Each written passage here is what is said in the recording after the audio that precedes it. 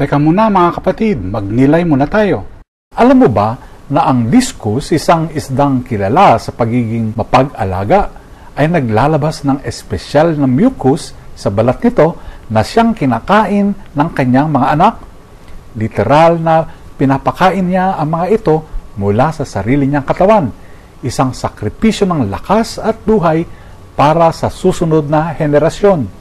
Sa Ebanghelyo ngayon, pinakain ni Jesus ang gutom na karamihan.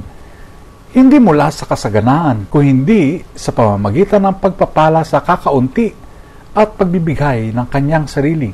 Sa unang pagbasa, si Moises ay pagod at punong-puno ng hinaing ng bayan.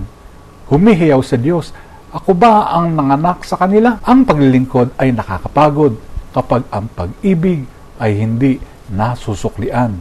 Hindi ba? Si San Juan Maria Vianney, ang mapagkumbabang kura ng Ars, ay nakaranas nito. Inialay niya ang kanyang sarili sa kumpisalan. Umaabot ng hanggang 16 hours sa isang araw.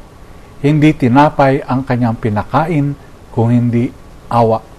Ang tunay na pamumuno sa Espiritu ay hindi magarbo. Ito ay sakripisyo. Handa ba tayong hayaang pakinabangan ng iba ang ating oras, ginhawa at kahit ang ating sugat? Sapagkat ang pag-ibig na nagpapalusog may kabayaran. At ang kabayaran niyon ang nagpapabanal. Pagnilayan po natin ito.